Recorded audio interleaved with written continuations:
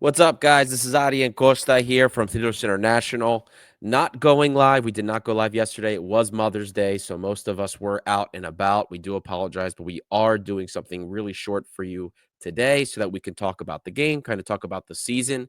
Now that the regular season is officially over, Olympiacos did it. The titles return in a dominant fashion in the playoffs, during the regular season, in derbies. We're going to get into all of it. We're going to get into some of the stats as well. A lot of great stuff to talk about here. But before we do, don't forget, for those of you that are listening, don't forget to like and subscribe.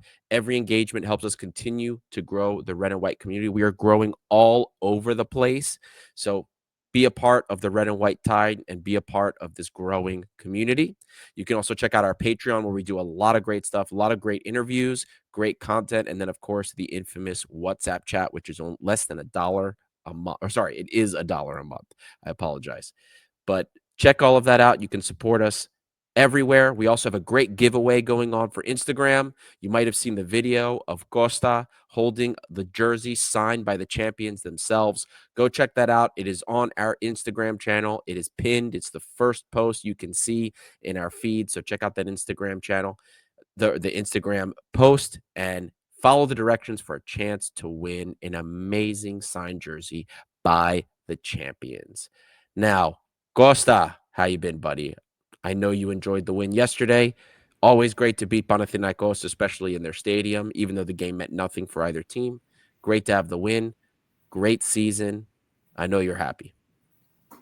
Yeah, so it's the end of the season. Again, congratulations to the team, to the club for returning to domestic glory, domination, shall I say. We played 15 derbies this season. We won 10, we drew 3, we lost 2.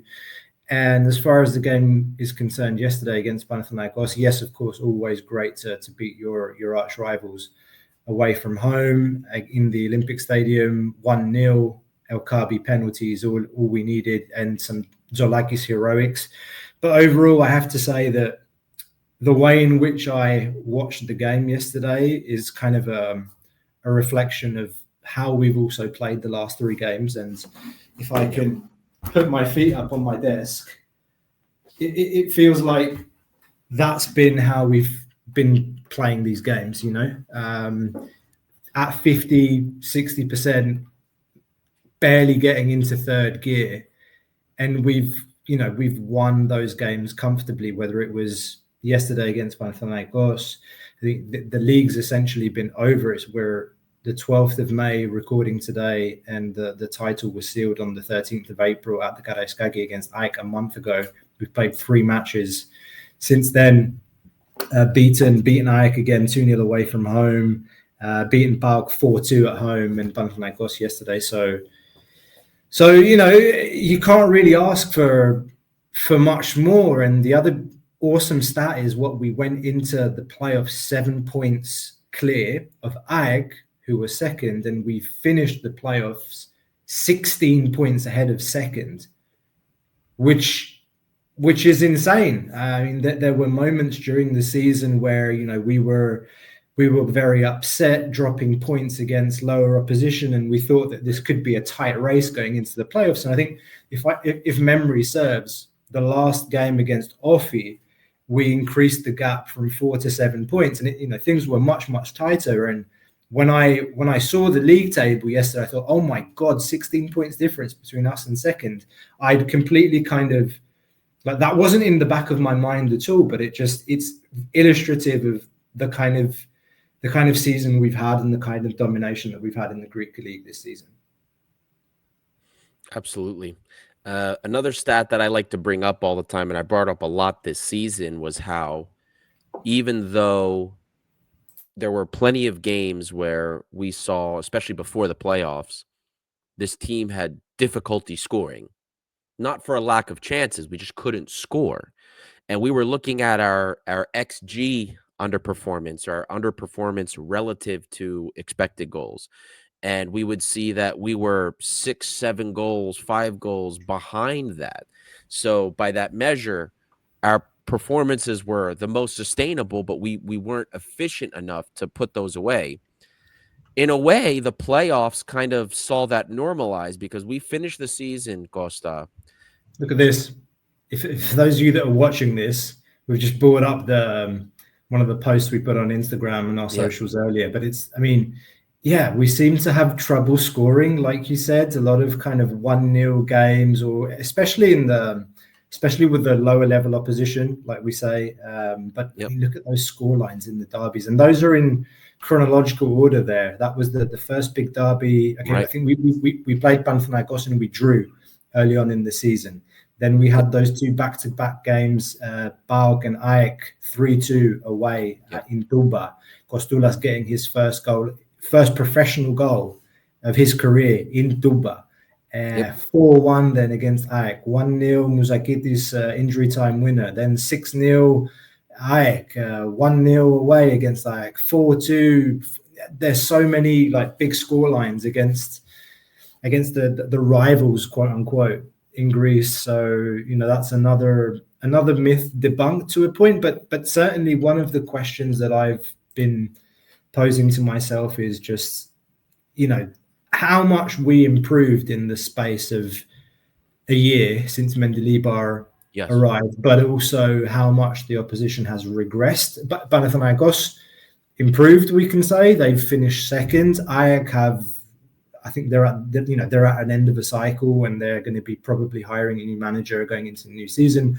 PAOK was more or less what PAOK's always been, maybe not as good as they were last season. I mean, that they won the league last season. So, I think that you've got to always bear that into consideration. We improved a lot. I stand by what we've been saying all season, that the squad is better than it was last year, despite some of the players that we lost. But I think that's something to consider. We're on the up and the others are on the way down, and I expect that PAOK and Panathinaikos will try and obviously reinforce themselves this summer, and it will be even more competitive next season. So we don't want to don't rest on our laurels. I agree with you there. I think the fact that Panathinaikos ended the season in second place is kind of an indicator of how shambolic things got for the other teams. Like PAOK is one of the most inconsistent teams. They'll play amazing, they'll destroy somebody, and then get embarrassed the following week. AEK, did they win a single game in the playoffs? I don't think so. I mean, no, they did not. They did not. A team that almost won the title, like was a week away from winning the title basically last year. They won the double the season before. They had no Europe. This was probably the most shambolic management for them all season. And then you look at us, like our key thing this season was sustainability. Our performances were sustainable. We just could not convert. We were not efficient until the end. It finally came back. We went from Costa before the playoffs being underperforming our XG, like I said earlier, by almost 7.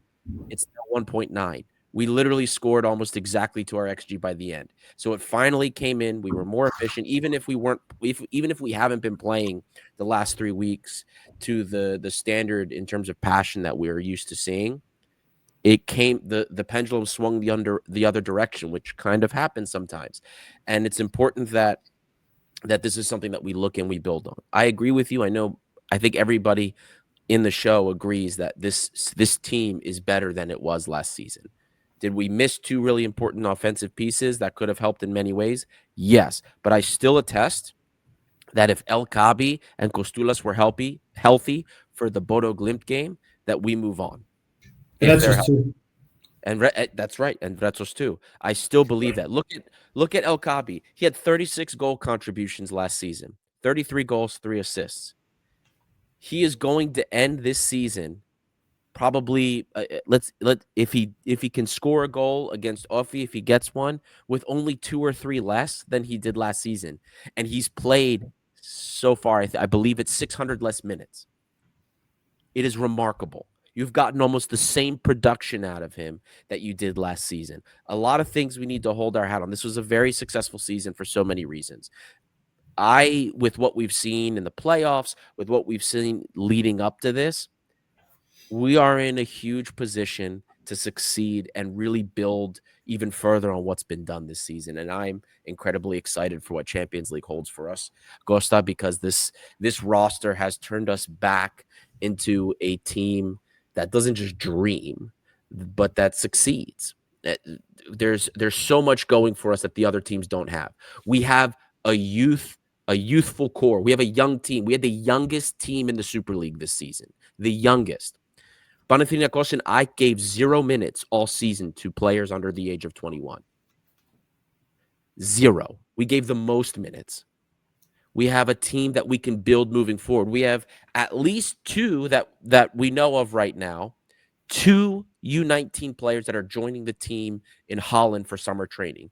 Argyris Liatsikuras, the box-to-box midfielder with 15 goals in all competitions for the U19, and Stavros Pneumonidis, the winger who was the first to be announced to be going to Holland, a player that we expect should be with the first team going into next season, who is the second highest goal contributor for the team overall.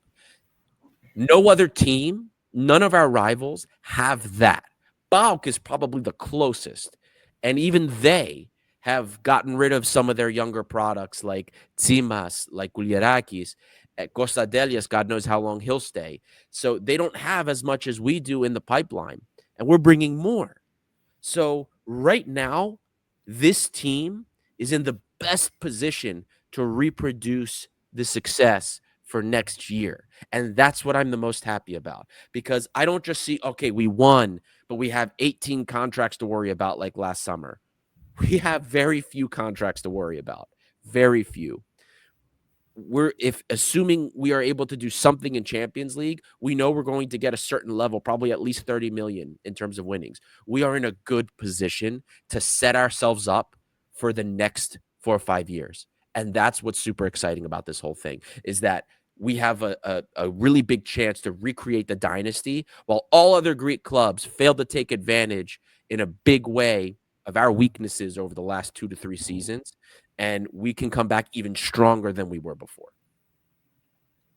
Yeah, I think you took the words right out of my mouth, Ari. I mean, when it comes to the Champions League and the opportunity that it presents for the club to build on what we've started building since Mendilibar arrived, essentially the post Pedro Martins era, and the choices that we make this summer, the moves that we make, they're going to define the next 5-10 years. It could be another Olympiacos dynasty similar to what we saw in the 90s with, the likes of Djordjevic, Yorgatos, Giannakopoulos, that core of players. Obviously, things are different. Football's evolved and allegiances, and you don't really see those types of players staying in one club for such a long time. Things are much different now, but there's we're coming out of an amazing season. This one's just come to an end, and we've gone into this season after winning Greece's first club European Cup. Olympiacos doing that again. We love to remind people in Ajax Stadium, and then and of course being our 100 years this season, winning the league is very, very symbolic, very important to all of us. The chants around the stadium, the song that the fans made for the 100 years, it's amazing. The whole vibe around the club has transformed. I think that if you contrast the football and basketball, I know that I always love to look at us as one club, even though I focus on football and basketball most of all.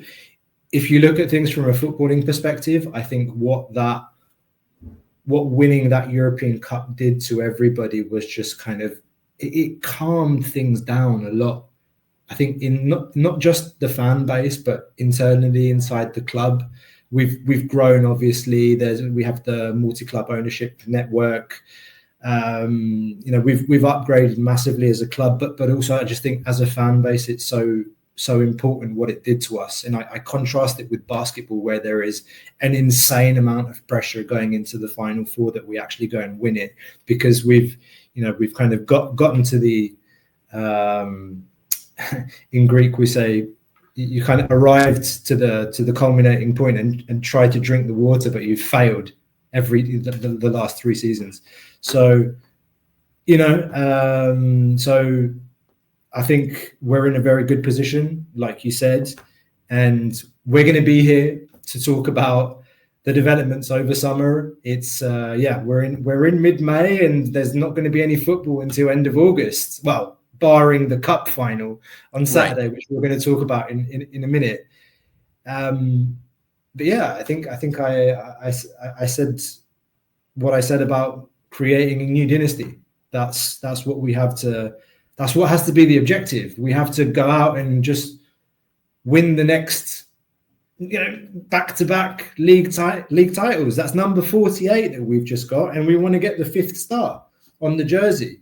The 4 stars for the leagues that the 40 leagues that we've won, and we want the 5th one for the 50, and the other star on top for the European Cup. And who knows? Okay, we're not going to win the Champions League, but let's enjoy that, and let's hope that the club prepares as best as possible, and we make good use of these massive football personalities that are coming in with their knowledge and their networks. The Edu coming in from Arsenal, to the benefit of all the clubs under the Panathinaikos ownership, and Akas, the guy that's coming from Feyenoord as well. You can already see from some of the moves that are being talked about that it's going to be a very interesting summer. Absolutely. Ghost, I also want to touch on one thing you said before that really cannot be understated when you talked about how the fan base has calmed down. There was a real breaking point about to happen with this fan base, especially leading into the summer before Diego Martinez, before Cordon, when they came in, because things were really bad. You had Bauk, the dominance. And then when things happen with Diego Martinez, and then the embarrassment at the end before he gets fired, then Carvalhal, I mean, it was about as depressing as I could imagine it was during the quote unquote, as we say, the stone years, but mate, do you remember, sorry to cut you off, but you remember like what it was like the last few summers going into, I mean, the Genk game where Sotiris Alexandropoulos scored that goal like right at the death to get us through to the group stages and secure a place. Like, mate, I think I was watching that game in Crete during the summer, and my pulse must have been 145, like 150 for all that game. And then the year before that, Bratislava, Labros was in the house, like watching the game at the Karaiskaki, Vachlik heroics and a penalty shootout. And then all of a sudden, like again, like we're in a position where we won the Conference League and we qualified directly to the Europa, and we had no qualifiers. And again, this summer, no qualifiers again.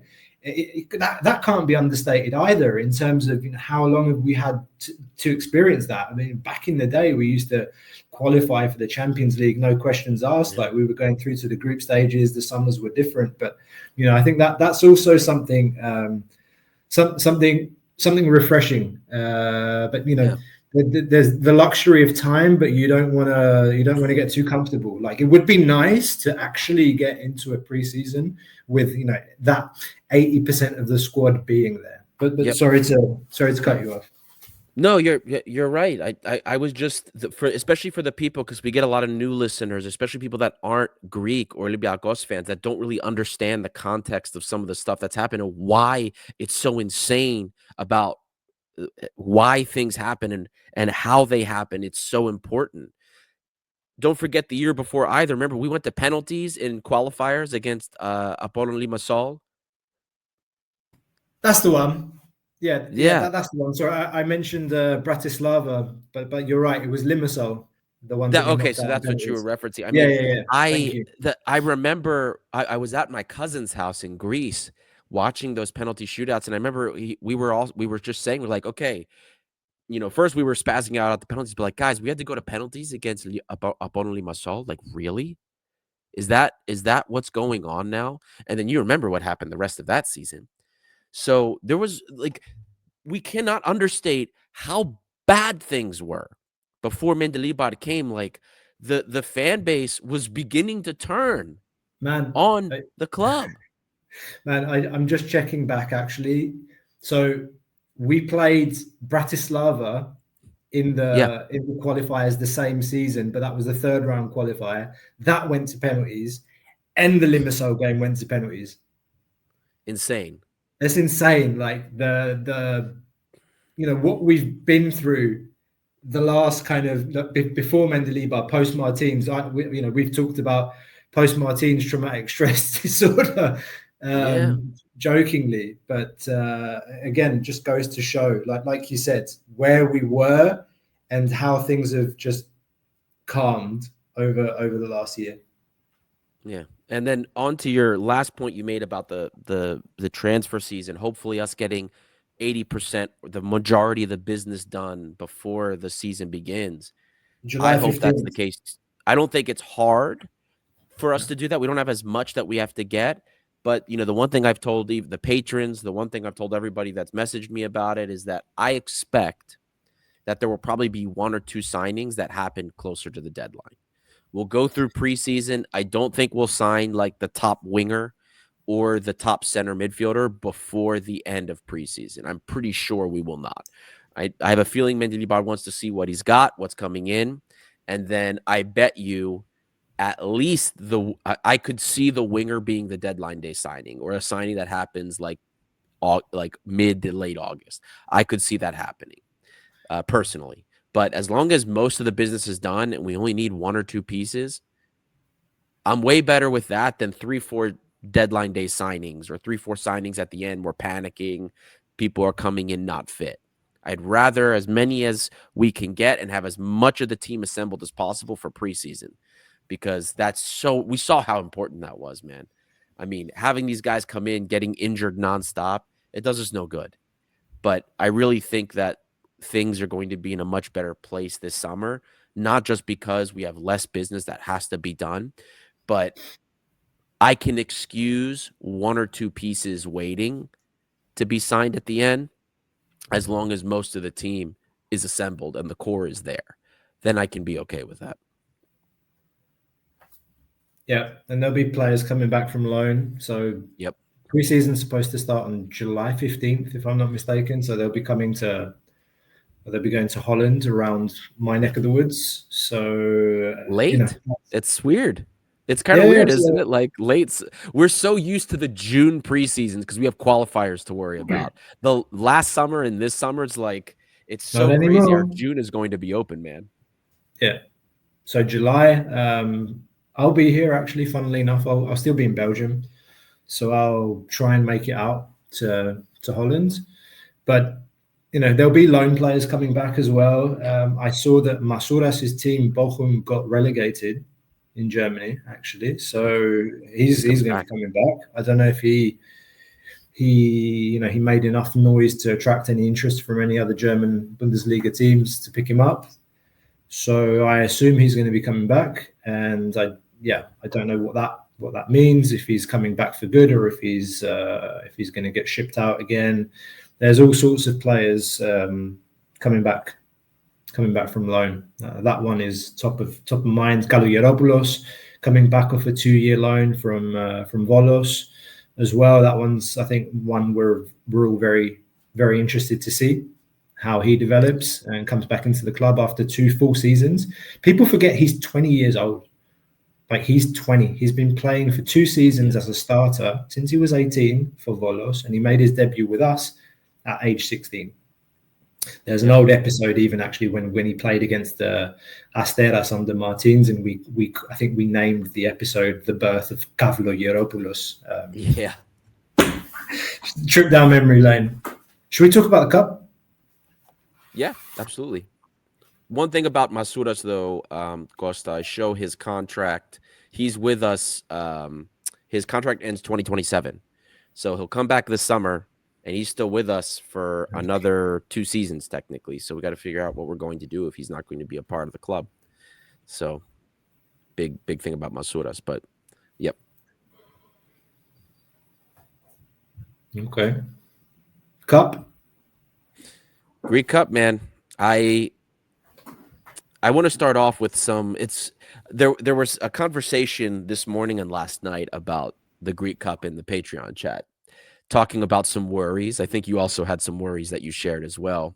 But the one worry that Stathi had, which I kind of share a little bit, he mentioned that he's worried that he's not worried, right? And I felt that when he said that, because I sat there, I was like, yeah, so many times when this club, when we've been in big competitions for different matches, I've always been, oh man, this is going to be tough. This is going to be tough. And because we always knew, especially in the Conference League and in Europa League, we were usually a smaller fish going up against some of these teams. So you're always worried. You can't take anything for granted. But we're going into this Greek Cup final, and it's against Offi. And, Offi's, we've beaten them.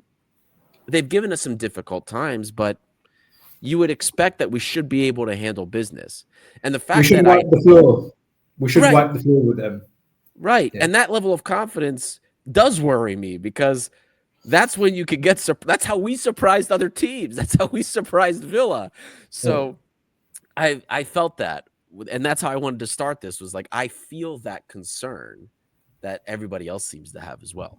I mean, I hear that argument from Stathi and Olympiacos fans in general. Is like, I'm worried because I'm not worried, and there's maybe an element of overconfidence going into that game. And right. I link that back to what I said earlier on about just being way too comfortable and winning those particularly those last 3 games without really getting out of third gear or playing any kind of mesmerizing football. I mean, let's be honest. So in the final, we're going to need to play better. We're obviously the better team, but they need to come out, 100, 110%, give everything. It's the last game of the season. I think the motivation should be sufficient to close the season in a positive way. We have some injury concerns still with Kostoulas and Andre Orta, although I have a sneaky feeling that the Andre Orta thing might be more than just an injury topic, and maybe more to do with a negotiating strategy, and if and how he comes back after the summer, because there's been a lot of talk about an obligatory fee, and on the other hand, some talk about that being linked to a certain amount of appearances. And I can only remember one hand, maybe he's played 5 games since he came back in end of January. So, no Kostoulas, but I think we've got more than enough. I think player selection is an interesting one, obviously, for the weekend, because what Mendilibar's done the last 3 games is he's rotated the squad. Every game he's made different selections, and I think that he's done that to try and keep everybody ready for the cup. And then the interesting discussion is, okay, who's going to pick for the game on Saturday, based on the performances of those players that he entrusted the last 3 games. Yep. The thing with Offi is, and people have to remember, especially those that aren't familiar with Greek football, these guys haven't been to a cup final or had a chance for silverware in 50 years. Wasn't that the last time Offi was in a Greek Cup final? With Gerard, Evgenios Gerard took them to a cup final, I want to say, when and they lost. And that were playing. I actually want to check that. When's the last time they played a cup final? But it's certainly been in our lifetime. So not right. Not so more than, not this is a years. Historical thing for these guys. There's not many Cretan teams that do much in first division football, let alone win anything. Offi's the biggest one in Crete, and this is going to be massive for them. This is a historical moment for them, just like going to the Conference League was a historical moment for us. So they're not going to come to this and just say, hey, we did it, whatever. Pressure's not on them. Pressure's on us. We're expected to win this. And that's where things can happen. So everybody needs to make sure that they're taking this seriously. To your point about Orta, the negotiating tactics, the conspiracy theorists will tell you that maybe that's the case for Kostoulas as well, with the recent Nikolakopoulos statement that Brighton was levying a €35.5 million bid for him.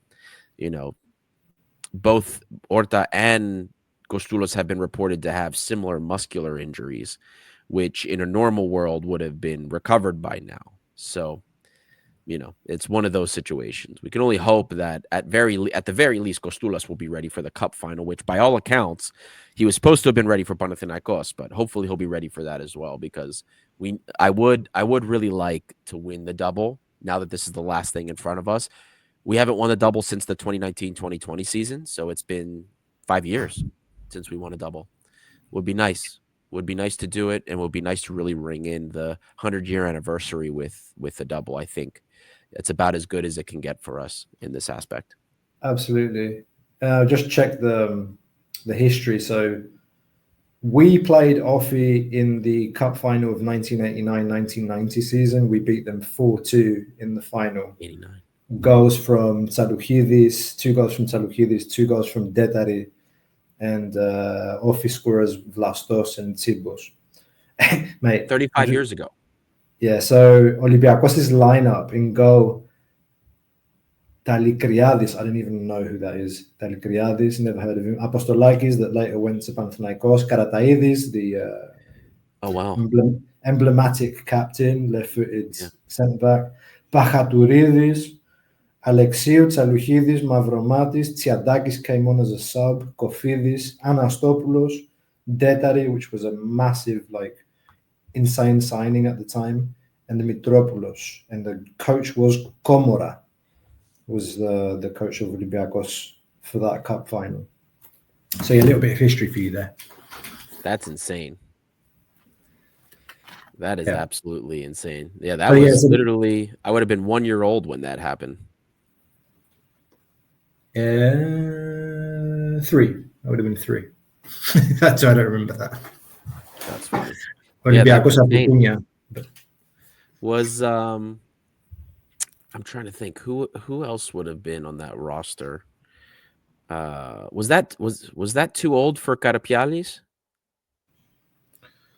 I don't think Karapialis was there yet. Later on in the because he was playing for Larissa at the time. Okay, so that's insane, man. That's insane. So 35 years for them since they've been in a cup final, and wow, yeah, they don't get many chances at silverware, so you know that they're going to be coming out, and the fans are going to be insane. So it'll be. Should we do predicted lineup? Try and let's do it. Let's do it. Who's gonna start in goal?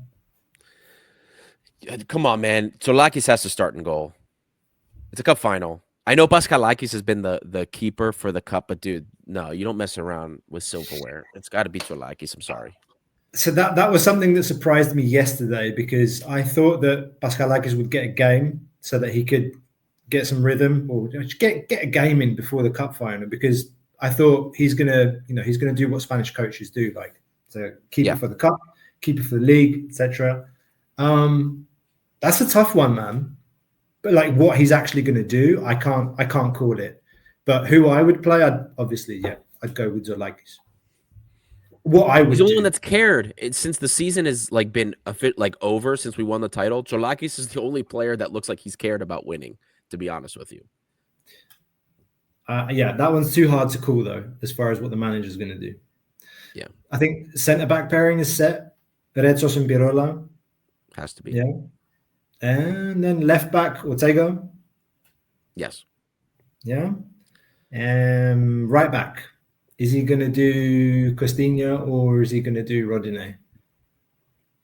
You have to move further up. You have to move further up the field to answer the question of who's playing at right back. Well, I think Costinha will start, and I think Rodinei starts at wing for us, because that's been arguably our most effective pairing on the right side. So, do you think there's any chance Christopher Belder gets a start on Saturday? I don't think so. I think Gelson starts. I think Rodinei starts. I think he's going to put the best team, because this is silverware, man. I know that the front office, Marinakis wants to win silverware. There's probably a lot of pressure. Not that means much to Mendilibar. He seems like he's the type of guy we know. He just is going to do his own thing regardless. Yeah. But I think there will be enough pressure to where he will field the best team to start. And I really believe it'll be Costinha, Rodinei, Gelson starts as well. and everybody else comes off the bench. And then Chiquinho behind the striker. Chiquinho for sure. El Mouzakitis. Kaabi. It's got to be El Kaabi. Mouzakitis, Heze, I think. And then El Kaabi. Mouzakitis Heze, midfield. No Danny Garcia. You know what? What am I kidding? He will play Danny Garcia. Danny Garcia is the guy that he trusts big time. It'll be Danny Garcia. Yeah. Yeah.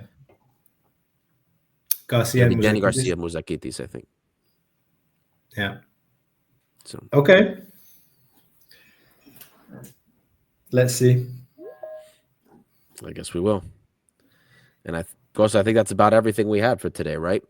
Yep. So thank you guys all for listening. Again, sorry we couldn't do a live show yesterday.